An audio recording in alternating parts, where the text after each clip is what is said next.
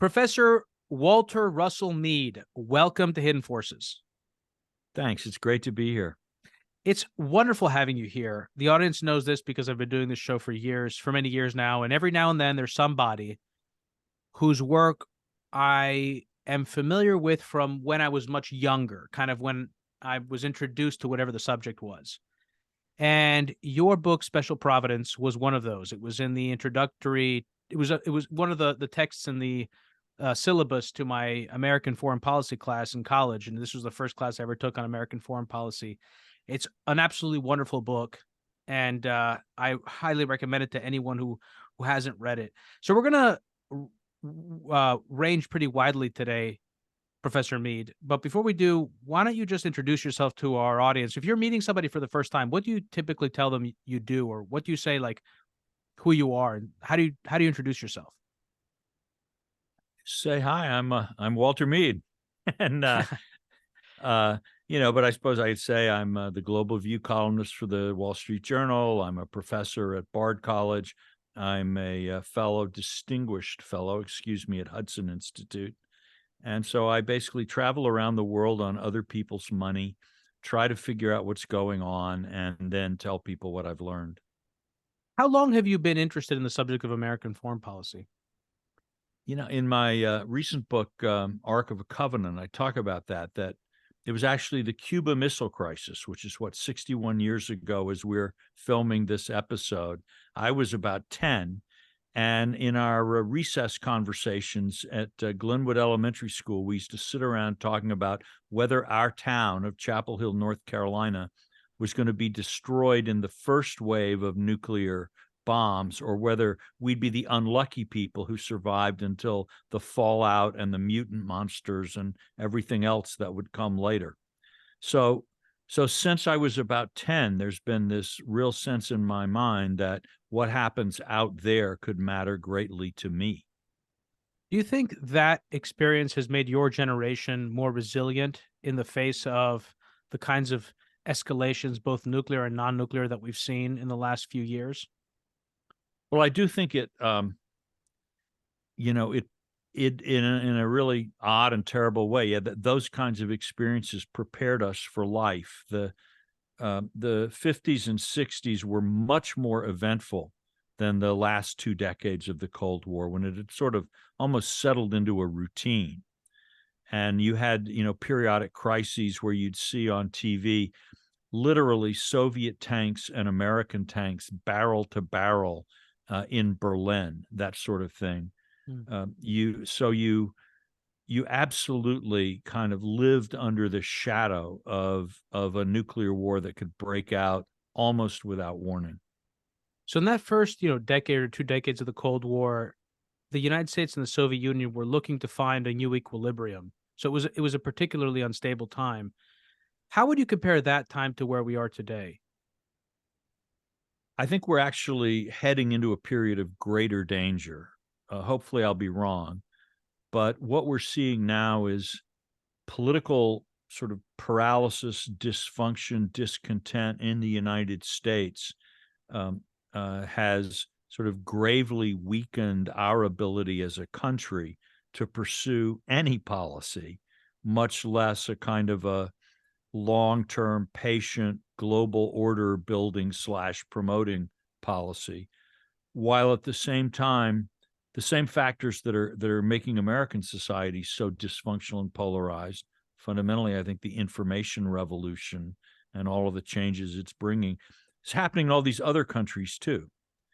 So we're in an era where the international situation is becoming less stable, but at the same time, the political situation in all the world's countries is also becoming less stable, which then reduces the ability of political leaders to look for things like compromise. It just reduces their ability to conduct intelligent foreign policy right when the need for that kind of policy is the greatest. So if we took a step back here and you had to tell a story to the audience of where America finds itself today, how it got here, and what the challenges are that it's facing, the grand challenges that it's facing going forward, what would be that story that you would tell? I would start step one with the information revolution, whose changes in American society right now are as profound and as rapid as anything we saw during our industrial revolution. And if you look at clerical jobs and jobs in manufacturing as a percentage of the labor force, those jobs in the 70s, where I think a majority of American jobs were in those fields or close to them, things that don't exist anymore, like typing pools or teams of accountants working on those number processors that we now all just use Excel spreadsheets for. There was all of this clerical labor as well as manufacturing. It's not just a steel worker or an auto worker story. Those jobs are gone. And now those two categories account for, I think less than 15% of the labor force. That's a transformation as radical as what happened, say, in farming during the Industrial Revolution. So and then you have the impact of technologies ranging from social media, internet, all of this stuff is just discombobulated our society in profound ways. That's step one. Step two is we totally misread the meaning of the end of the Cold War or the national situation. It's not just that the call about the end of history was a little premature, but also that we saw the Cold War as a contest between two ways of creating stable prosperity: the social market model that the West and the US more or less followed, and the socialist model as the Soviets developed it. And when our model beat their model, basically we outproduced, outperformed, and out-innovated the Soviet Union. The conclusion that people drew from that in the US was that this social market model, this kind of late stage industrial revolution society of a pretty heavily regulated economy, strong labor unions, oligopolies, national oligopolies dominating major industries, these things that dominated American life in the 50s and 60s, that this was the future, and that there would be no real wrenching social change in the future. Like every year, TVs would get better, cars would get incrementally better, but nothing fundamental would change. The last 150 years, Industrial Revolution, one upheaval after another, one massively destabilizing technological change after another, one bizarre evolution of financial markets, which we couldn't understand or deal with after another. All of that was in the past. It was now going to be smooth, incremental upward sailing, not only in the US, but around the world. So at the end of the Cold War, we figured, okay, what we're going to do now is we're going to export this Western social market model around the world because its superiority has been clearly demonstrated. Everybody will want to be part of it. We won't even have to push hard to get them to buy it because it's so obviously superior. Right? What we didn't get was that our model was dying of old age, even as it triumphed over the Soviet Union. These forms of social organization that characterized the kind of zenith of late industrial society simply were not going to survive in this new era. And instead of having peaceful incremental prosperity everywhere, you were going to have destabilizing financial shocks. You were going to have industrial and social upheavals that radically affected people's lives, reduced their senses of security.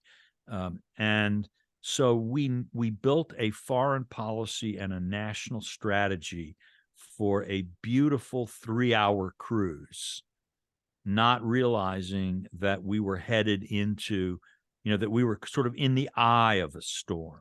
The backside of the storm was coming, and we're now in it.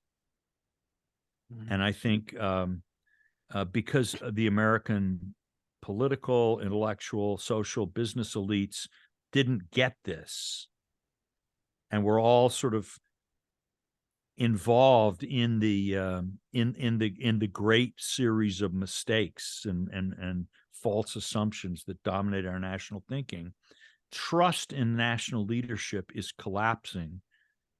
It's like, well, you said that free trade would make China democratic and me rich. I'm not rich, and they're now a hostile communist totalitarian superpower. So why should I believe you when you now tell me X or Y or anything? Mhm. So we're in a real storm globally, a storm domestically, and the gap between our elites and our policy making people and the rest of society is immense and growing. That's where we are. That's my story. So I have a few questions that arise from that. Let's just talk about this this thing about the danger of the present moment versus what you grew up in the 1950s and 60s. Do the elite policymakers in Washington have an appreciation for the danger that you have highlighted here? Do you feel like they have an appreciation for it? I think they're waking up to it, but and obviously different people are in a different place. But if you read, the National Security Advisor Jake Sullivan published an article about the world situation in the print version of Foreign Affairs. I read it. Yeah, right. I read it. And right. And have you read then that the online version is radically different? Because on the print version, it's how we've settled the Middle East. Everything is moving smoothly. Not in 20 years have things been this satisfactory. And obviously what's in the online version is quite different. So that would suggest there is still a gap, although the gap is less wide today than it was 3 weeks ago. So I think there's been, the Biden foreign policy starts with this idea of we can park Russia, we can park Iran, and then we can, when with those two powers kind of more or less quiet, we can focus on China, settle our differences with China, and then move on into climate change, global governance, all of these wonderful things that we'd like to do. And I think what they've discovered is the world is actually in a much more precarious state. I don't know how far people have really processed that, because the instincts of the belief that everything is fine is really deeply ingrained in the American generation that came of age in the 90s, because everything had worked out for them. We boomers are a little bit more suspicious about history, and people who have come along later are in a sort of flaming pessimistic state of mind often. But those were golden years to come of age. It's interesting because I feel like I was born in 1981. I was reading Special Providence in 2002, heading into the Iraq War. Mm. So I grew up in that period that you're talking about. And I had my adolescence was one of great comfort. I had no sense of insecurity, no existential concerns. Right. And yet I don't feel, and have not felt for a while, that everything is fine. I feel like it does feel very much like we are moving towards a sort of a central point, a central drama, a crisis. And there have been a series of crises. I mean, the most recent one is the one that's happening right now in the Levant. We had the one in Ukraine a few years ago, and you've been writing about this. I should mention to people, there are links in the intelligence report to articles you've published in the Wall Street Journal going back at least a year, where you warned about this, about the situation in the Middle East being unstable. And over the summer, you talked also about the larger sort of geopolitical challenges that the United States finds itself in, and things are much more dangerous than I think a lot of policymakers seem to have thought or think. In Jake Sullivan's piece, he also talks about, or he uses this phrase of needing to understand the new realities of power, and we have to change the way we think about power. Do you remember that part? And what was your interpretation of what he meant by that? You know, I know, I think this is one of the ways that the sort of 1990s thinking, end of history thing is there, that, okay, we can move past all of that hard power stuff Mm. because we've won the Cold War. We don't have peer competitors. So now it's all about soft power. It's all about, new creative ways of structuring things. And those now have replaced hard power as as the driving force of international politics. So I feel like part of the reason, or one of the ways in which that misunderstanding manifested itself was that American policymakers really didn't appreciate that other countries had fundamentally different values. And so the idea of just getting rich off of the spread of capitalism and free trade wasn't going to be enough to satisfy a country like China.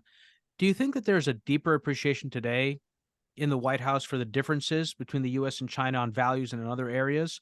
And to what degree, since you travel a lot, to what degree do you think that that's reflected in China? In other words, how far have we come in the last 20 years to understanding each other? Well, you know, it's hard to answer because you have so many different individuals in so many different places. I do think that the American idea that what everybody really wants is prosperity and freedom, right? And that if you give people those things, you'll be fine. And ultimately everything will work out. That is so deeply ingrained in American culture Mm. that every now and then something will come along and shake that conviction. But like like Sisyphus rolling the stone, it'll roll right back down to that original position. So you think like 1913, everybody in America is basically thinking the era of wars is over. Mm. Norman Angell wrote this book, Wars and Future of Illusion, The that Great that because Illusion. the Great Illusion, that war was economically unprofitable, therefore no rational person would do it. Therefore, we won't have many more, if any more, great power wars. Militaries are obsolete. Sold really well until August 1914. But by 1919, we're already, okay, World War One, that was really terrible. But now we're going to make the League of Nations, and we're really going to have prosperity and peace around the world. And then you get, after World War II, that was really terrible, but the United Nations, and we're going to cooperate. The U.S. actually demobilized 90% after 1945, before sort of Stalin scared us enough to reinstitute the draft. So, and then at the end of the Cold War, as if none of these previous disillusionments had ever happened, we're right back in our happy place. So I think that, I think we like to think of ourselves as fully rational actors who logically look at things from an independent perspective. But if we look at our history, and the people who buy this are, the intellectuals, the well-read, the well-educated. Ordinary people are probably a bit more skeptical of the whole thing all along. But it's, the American intellectual is a happy, clappy liberal at some very fundamental level. So after, after the end of World War II, George Kennan sent his famous telegram to Washington, which is the sort of at the center of the emergence of a new grand strategy in American foreign policy to combat the Soviet Union, which led to a whole of society approach to dealing with that problem, that 40-year Cold War. Where are we today in terms of having formulated a similar American grand strategy, to the extent that we have, what is it? And to the extent that we haven't, what is required in order for us to get there? What's the process by which something like that will emerge, in your view? Well, we're nowhere close. In a country where Donald Trump is polling essentially on an even level with President Biden, you can't really talk about a strategic consensus of any kind. And you've got, do we need political consensus first in the country, given where we are? In other words, Does there need to be do we need to settle our domestic political issues first, or arrive at some certain kinds of domestic compromises in order to solve the foreign policy issue? And I say that also because, traditionally, and again, it makes sense if you're operating from a place of having a kind of consensus on foreign policy when you began the Cold War. There was a sense in which foreign policy and domestic policy were separate. I remember reading about the Kissinger administration, and when Kissinger left, there was a sense of relief that sorry, not Kissinger. When Nixon left, there was a sense of relief that Kissinger was staying on under the Ford administration. Don't worry, there will be continuity in foreign policy. It feels like today that no longer is true, and that American foreign policy is also up for debate and negotiation, and that we're in a complete societal and political period of realignment, and that all those things are up for grabs. Right. Well, don't forget that actually foreign policy was incredibly contentious in the 1940s and 1950s. We're talking about the era of Joe McCarthy here. Richard Nixon denounced what he called the State Department Dean Acheson's cowardly college of communist appeasement. Who lost China? So, in fact, foreign policy was totally up for grabs, and people were screaming in the streets about it.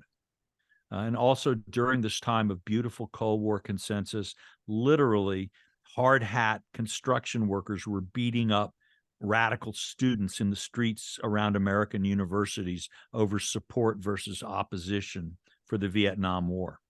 So this idea that there's some era of golden consensus in the past, and if we could only get back to it, things would be fine. I think that's one of the ways we imagine a golden past in order to flagellate ourselves more about the present. And it doesn't help. It's not historically grounded. It doesn't really help. So, but I do think, we do need vision. Where there is no vision, the people perish, as it says. I forget where, somewhere in the Bible. It's an appropriate book to reference during the present moment. It very much is. Given the location of the latest flare-up in Israel-Palestine. Right. Look, we've lived in a kind of an apocalyptic era, I think, since 1945. What I mean by that is that it used to be that when people talked about the end of the world, they really meant something happening totally outside human history. Like it might be a divine being, God comes in and just rings down the curtain. Or you might have the idea of a meteor from out of space. But that's how history ended, right? It's only with the Enlightenment that you start getting this idea that human society, by its own internal activities, could fundamentally change the nature of the human condition. So that through education and enlightened governance, we can eliminate war, we can eliminate poverty, we can basically create a kind of a heaven on earth. And then with and the communist movement was basically a movement to create heaven on earth by disciplined political action. But that's also true of liberal politics. Good liberal policies, good liberal laws can create essentially a peaceful utopia on planet Earth. 1944, as the Soviet troops break into German-occupied Poland and you see the extermination camps for the first time, people kind of realize, you know what? That Enlightenment myth is just that, it's a myth. This idea that the evil in human beings will be eliminated by civilization, technology, science, reason. It just ain't true. Germany and Japan were two of the most advanced countries in the world. Look at what they're doing in World War II. And then right after that, you get Hiroshima and Nagasaki. And so this humanity that what we've just discovered, our capacity for evil and bloodlust is inextinguishable. We now have the weapons that could destroy life on Earth. And I think even, we don't all think about it every day. Not every day is the Cuba Missile Crisis. But this idea that actually you don't need God or the Bible to get the end of the world. You just need stupid politicians who don't stop climate change, or crazy irredentists who touch off World War III Hmm. in their like insane fanatical rivalries. So the end of the world has now become a political event. Hmm. And that changes the nature of politics. It abolishes the distinction between politics and religion. That is, religion used to be about these ultimate questions, and politics was how high should the sales tax be? 5% or 4.5%, right? But if politics is about whether we'll save the planet from climate change, or whether we'll stop nuclear war, or you name it, right? Politics now is what religion used to be. And people are going into political battles with all of the sort of apocalyptic self-assurance and fanaticism that you used to see in wars of religion. So you actually write a little bit about this in the Ark of a Covenant, your book on the relationship between the U.S. and Israel. How is this relevant to the U.S.-Israeli relationship, and what can it tell us about the nature of that relationship and why it's been so strong and has endured over the last several decades? And what does that tell us about the larger dimensions of American foreign policy and what questions it needs to answer in the Okay, 21st yeah. century? Well, in a way, the Israel case is very interesting because there are two different things here. There's sentiment about Israel, and there's policy toward Israel. And in Ark of the Covenant, it does seem to me that understanding each administration's ideas about American strategy and the state of the world actually help you understand their Israel strategy. You don't need to go to a Jewish lobby, or you don't even need to go to evangelical Christians or any of this. It's actually pretty clear that the presidents may have been right, they may have been wrong, but as they saw the American interests, that's fundamentally what they, how they shaped their Israel policy. But then there's another aspect of the story, which is the role of Israel in American public opinion and national sentiment. And because Israel is, people who don't follow anything else in foreign policy may follow the U.S.-Israel relationship or Israel. There's a kind of a singularity to the importance of Israel in the American mind. I say Israel occupies a speck on the map of the world, but a continent in the American mind. And by the way, we're not the only country that has an Israel obsession. All over the world right now, people are caring much more about what's going on, whether they're pro-Israel, anti-Israel, pro-Hamas, anti-Hamas, or whatever. People are far more worked up about this than they are about expulsion of the Rohingyas from Myanmar, oppression of the Uyghurs in China, expulsion of 100,000 Armenians or the flight of 100,000 Armenians from Nagorno-Karabakh just this month.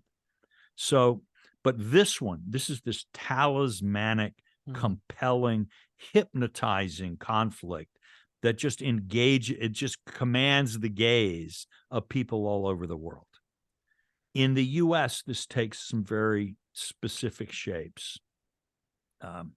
One of them is that there actually is a very old tradition in American Protestant Christianity of interpreting biblical prophecies to say that Israel, it's well known to people who read the Bible anyway, that Israel, the nation of Israel, was sent into exile in Babylon in 586 before Christ, then returned 70 years later, and that's a big moment in Jewish self-understanding of, a sort of big moment in biblical history that they survived this. But as American Protestant preachers going back into the 17th century interpreted the Bible predicts that there'll be a second exile and a second return of the Jewish people.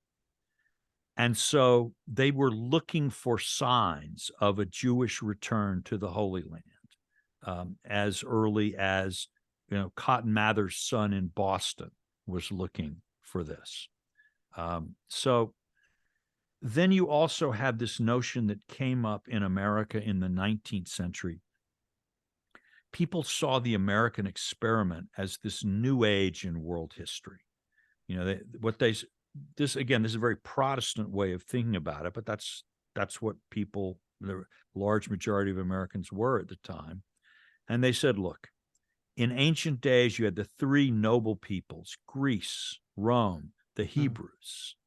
And we read about them, and their lands were rich, their countries were free, but they screwed up. And now they are oppressed, they are poor, they've lost their power. The Italians were miserable, poor, and ruled by foreigners. The Greeks were ruled by the Ottoman Turks. The Jews were scattered all over the world. Now, if these people would only do the right thing, start believing in liberty, and start being good, honest Jeffersonian farmers, then these despised foreign countries would start to flourish. And everybody in the world would understand that the American way is the right way, that this is the way that God or the force is blessing humanity and calling us to a higher stage. So Americans actually went to fight in the Greek War of Independence, and they were fighting the Ottoman Turks. There was incredible American enthusiasm for the Italian Revolution and the unification of Italy. And Americans were actually buying land in Palestine and trying to persuade Jews to start farming the land in the 19th century, before there's a Jewish Zionist movement. Before Herzl wrote his, and this was not just sort of crazy fundamentalists or. I tell people who Herzl is so they know. Right. Herzl is considered the founder of the modern Jewish Zionist movement, especially in the West. And there were other Zionist Jews in the East and in the Middle East before him, but he sort of began to pull it all together. His book, Der Judenstaat, the Jewish state, sort of begins the modern Zionist agitation. Before he wrote that book, a group of them in the early 1890s, President Benjamin Harrison got a petition asking him to try to help create a Jewish state in Palestine. This petition was signed by John D. Rockefeller, J.P. Morgan, the Chief Justice of the Supreme Court, the entire Anglo-American establishment, this WASP establishment, was Zionist before there was a modern Zionist movement among Jews. So when the state of Israel begins to emerge, remember, 1944, extermination camps revealed. 1945, Hiroshima. 1948, against the odds, miraculously it appears, the Jewish state, the Jews return to the Holy Land and build their state. For a lot of Americans, and you can look at the preaching of people like Billy Graham and others, what this meant was not so much that the Israelis are good and the Palestinians bad or anything like that, but it's a sign that even in these terrifying times of nuclear weapon and pure human evil and totalitarian dictatorships like Stalin, God is still in charge. The guy who wrote God's will the Bible will be done. Yeah. And so you can be confident about the future. Faith in God can give, the Bible is true in some basic way. And so for a lot of Americans, I think still today, even who wouldn't call themselves Christian Zionists or even Christian, there is a sense of that the existence of Israel is a positive thing, that it testifies the fact that they've been able to build such a dynamic society in such unpromising circumstances, that the principles of freedom and enterprise and so on that we believe in really do work. And that somehow the success of Israel is karmically connected in some way with the success of the United States. I think millions of Americans feel that these days. Now, millions of others don't. This is not now and never has been universal.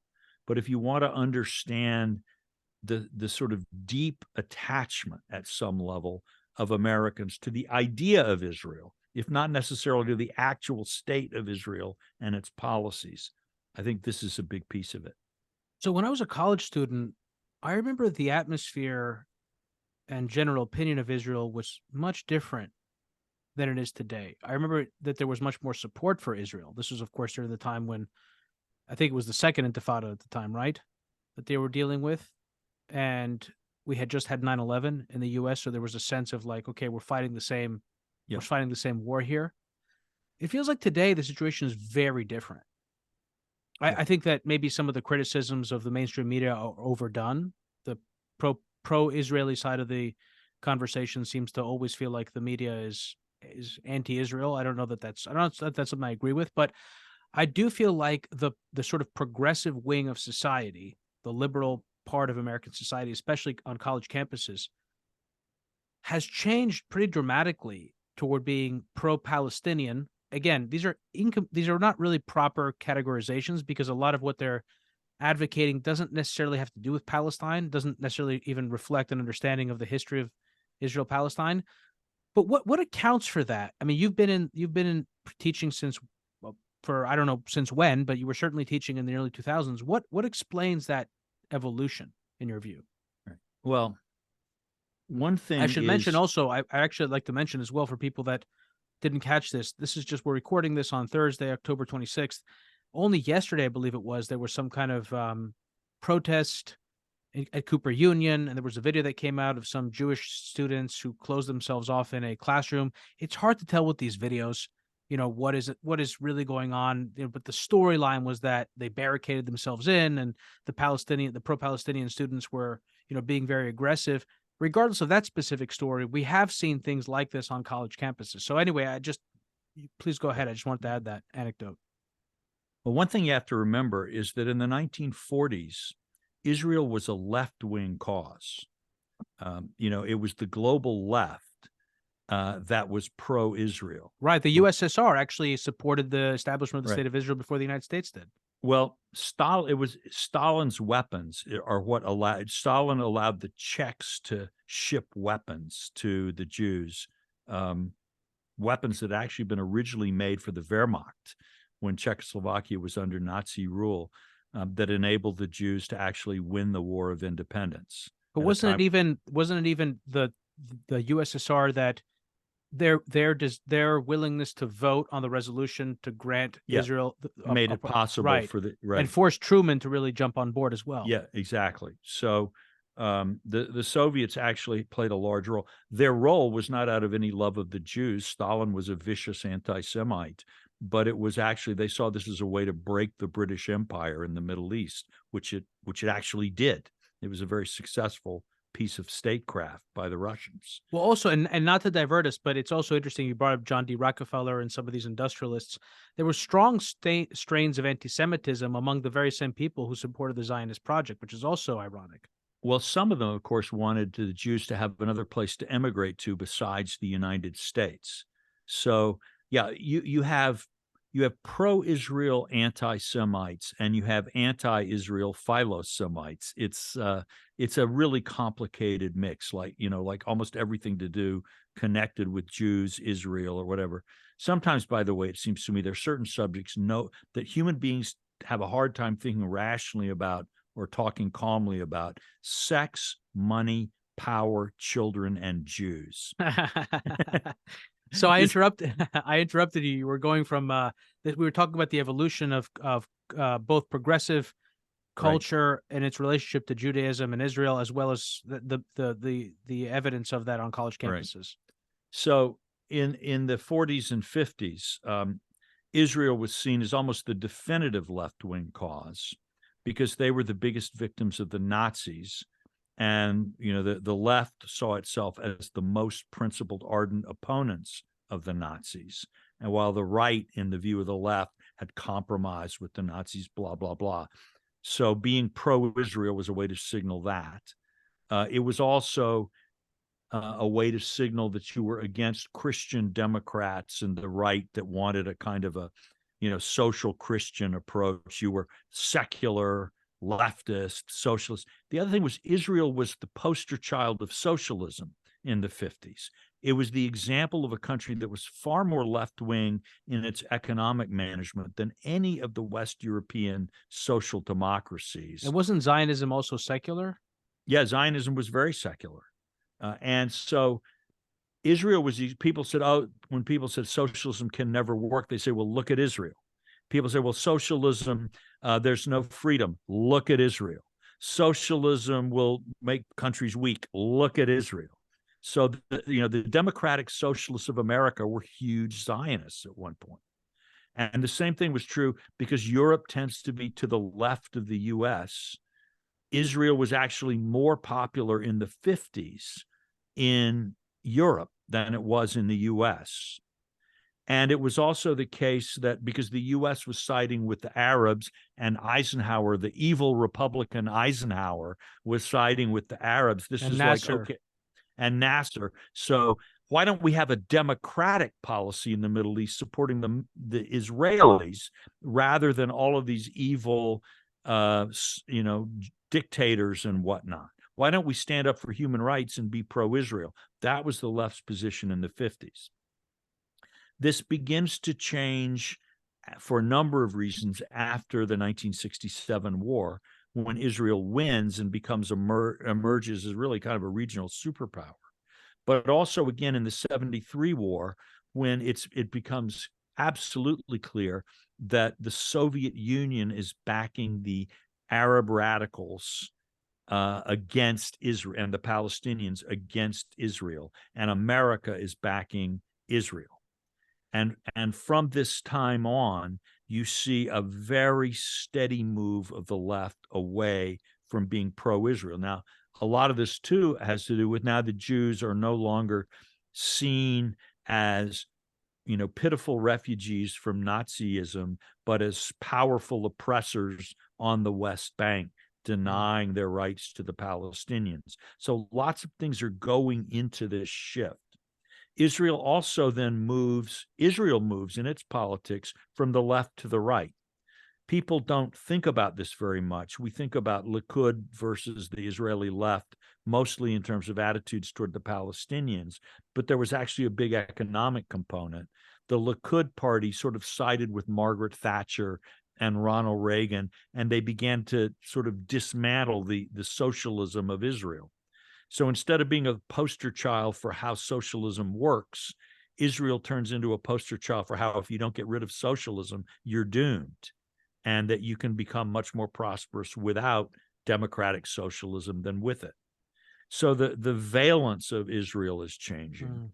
And in the same way, religion starts playing a larger role in Israeli life. Now, weirdly, I mean, these things, nothing ever fits neatly in this. In the left's imagination in 1948, Israel was full of innocent Jewish victims just trying to survive. And the Arabs were actually the puppets of the British, or else clerical fascists who were trying to destroy a progressive entity in the Middle East. Now, quick question. Again, I don't want you to lose your train of thought, but why puppets of the British? It was the British that started this train with the Balfour Declaration. Yeah, but the British repented of the Balfour Declaration soon after because they realized they'd created an insoluble problem for themselves. And actually, the most successful army fighting the Jews in the War of 48 was the British Legion of Jordan, which was a Jordanian force, but was armed by the British and actually had British commanders. And the British bitterly fought the Zionist movement. And they needed, in order to keep the pro-British kings like Farouk in Egypt and the king in Iraq and so on, the British knew they needed to be anti-Zionist in order to keep their clients and puppets in office around the Middle East. So the British, in some ways, it was a war between the Jews and the British as much as anything else. And then Stalin again aids the Jews to break the British in the Middle East. So if we go back now to the 1960s and the sort of current left imagination, the imagination is that a bunch of white Jews from Europe invaded a brown country in Palestine and established, like South Africa or like the United States or Australia, kick out the indigenous people and set up shop for themselves.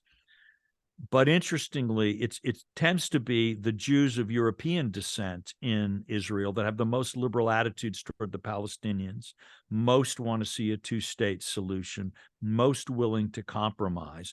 The Jews in Israel who are the base of the real hardliners come from two groups. One are Russian Jews, who basically have a kind of a Russian attitude and realpolitik rules, and forget all this liberal nonsense. Power is what matters.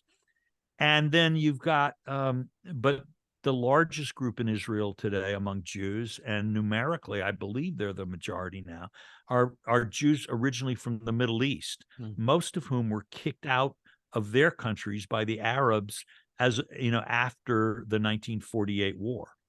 And so their view is they don't owe the Palestinians anything. Yeah, a Palestinian might have gotten kicked out of their house in Palestine.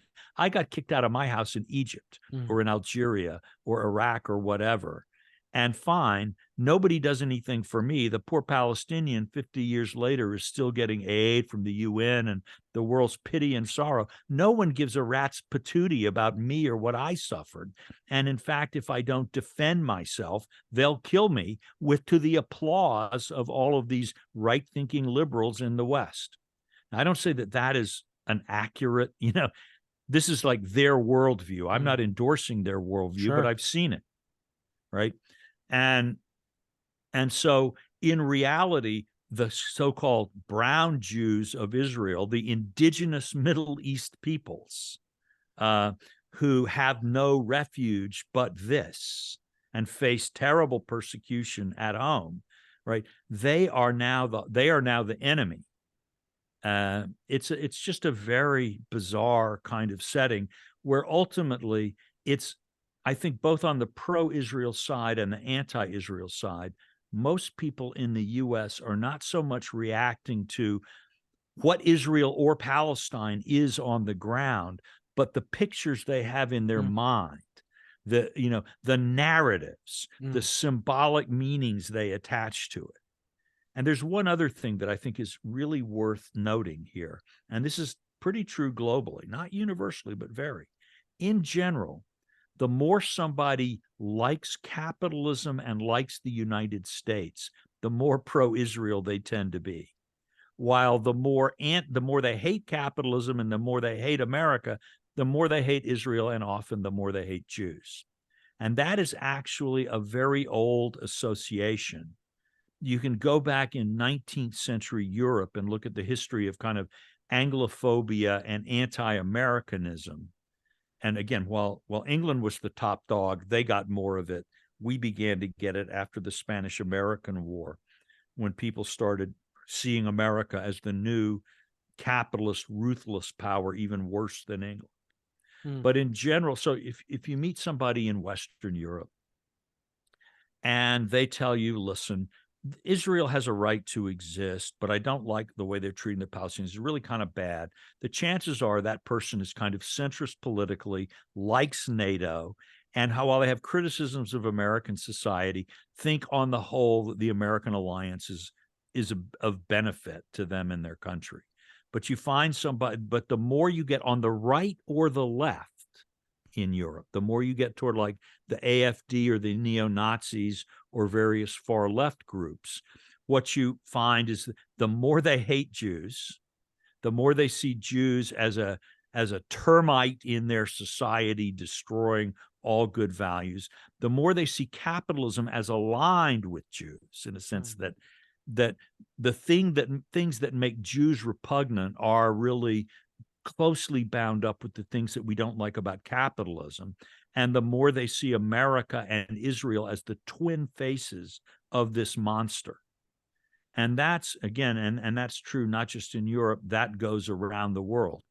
So it becomes someone's attitudes about the Israeli-Palestinian conflict often serve as a marker for just where they stand in the general pro-capitalism, anti-capitalism, pro-America, anti-America thing. It's a signaling device. Mhm.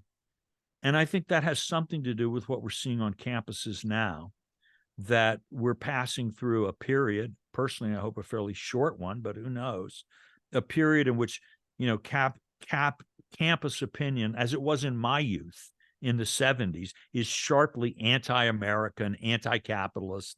Mine was the Vietnam War and all of this stuff. And the anti-Israel stuff gets caught up in that, is associated with that. But in the 1960s, students got together. I mean, politics, there was a vibrant political culture in America. And there was a sense of, talking and sure, shouting, but today it feels like it's much more militant. Is that just my perception? Yeah, Or I think it's your perception, in the sense that back in the 60s, every summer, at least a dozen American cities would literally go up in flames for and sure. riots.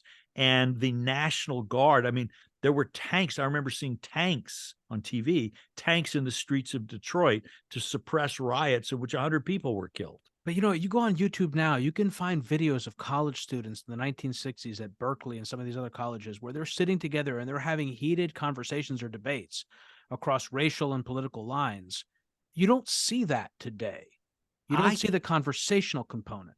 I'm not so sure that's true. First of all, remember, you're only seeing a very selected version of what happened in the 50s and 60s and 70s. It's like, when you listen to like classical music and you're amazed this is all so good, Sure, yeah. right? There was just as high a percentage of trash then as there is now, but just it's died out. Right. So you get this like glorious past versus miserable present thing going on. I mean, look, I think the internet to some degree has isolated us all. We spend a lot more time getting angry watching screens, and less time engaging with people. I think that is true, and it's not great. But certainly, I mean, in my experience at Bard and teaching, I find people disagreeing, having arguments. And yeah, it's sometimes hard because one side or the other wants to silence or cancel another group. But I have to say, as a professor at what's considered one of the most liberal colleges in the country, I've never been unable to have a civil conversation about any of the sometimes very hot button geopolitical issues that we talk about in my class. That's And also Bard's very international. I've had a lot of Russian students and Chinese students in my class. So even sort of bigger divisions than the ones that we have inside the US. So I have one more question for you before we move it to the second hour, where I want to apply some of the lessons that we've learned and some of the broader theories that we've put forward to the specific situation that's transpiring right now in Israel, Palestine, Gaza, etc., and also where we find ourselves now in the international system, and how we imagine things evolving forward. But before we go there, I have one last question about this what we were talking about before with respect to Israel and what people get right and what people get wrong. It seems to me, and I'm curious if you agree with this, that one of the major sources of misunderstanding on the issue, not just of Israel-Palestine, but also the broader mistakes that not just the American public, but even policymakers, talking even the Bush administration, have made in thinking about the Middle East, is the lack of appreciation for the attempt of these nations to fit themselves into a nation-state model from an imperial model under which they lived. So basically the fall of the Ottoman Empire and the attempt to sort of grab a chair in this game of musical chairs, to grab a nation state, to grab territory, and to fit the nation within that territory. And that is something that still over centuries hasn't resolved itself. So how much of it is that just a lack of understanding that the Western European American nation state model is not something that naturally fits in this part of the world, which is one of the reasons why it's been so politically unstable and why democracy has struggled to flourish in that part of the world? No, I think it's very true that the nation state is a cultural artifact of Atlantic civilization and Euro-American civilization. There are places outside that world where it has fits pretty well, like Japan. Uh, It's an it island. meshes reasonably well with the way they think about themselves. And other places like India have developed a sense of national identity, coming at it from a very different base, but it fits more or less. There are almost, Africa is more a country of failed European unions. That is multi-ethnic, multinational, multi-confessional, Confederacies. often with weak central governments, primarily marked by corruption and incompetence, because they follow these colonial boundaries that don't follow any demographic or often even any geographic reality. And the Middle East is it's not as dysfunctional as sub-Saharan Africa in terms of the mismatch between the political form and the actual conditions, but it's pretty seriously mismatched in different ways. Egypt is a nation, Mm. and they have a sense of themselves that way. Syria, much less. It's much more artificial, and as we've seen in the civil war, it's rapidly, it's hard to say what is Syria now. What's a Syrian nationalist? What does that even mean? So yeah, it's a it there was a lot of a sense that because the Middle East was, in a sense, ideologically closer to the West, Islam is closer to Christianity than Buddhism or Hinduism or whatever. And because it's geographically closer and had a longer period of exchange, that it would be the Middle East where the Western forms of state and organization would be most easily successful. That was actually what a lot of people kind of thought after World War II. And it just ain't so. It just ain't so. So, Walter, when we get back to it I'm going to move us to the second hour. I want to talk about the conflict that's exploded now between Israel and Hamas, and what the implications are there, the role of the Iranians, the larger question of how much of this is also something where there's coordination between the Russians, the Chinese, and the Iranians, how this fits into the larger challenges of American foreign policy, and to the extent that we can get into it, American domestic politics, because we're heading into an election year. And it does feel like there are so many variables that are making this year potentially one of the most explosive and dangerous that certainly in my lifetime. For anyone who is new to the program, Hidden Forces is listener supported. We don't accept advertisers or commercial sponsors. The entire show is funded from top to bottom by listeners like you. If you want access to the second hour of today's conversation with Walter, head over to hiddenforces.io/subscribe and sign up to one of our 3 content tiers. All subscribers gain access to our premium feed, which you can use to listen to the rest of today's conversation on your mobile device using your favorite podcast app, just like you're listening to this episode right now. Professor Mead, stick around. We're going to move the second part of our conversation onto the premium feed. Okay.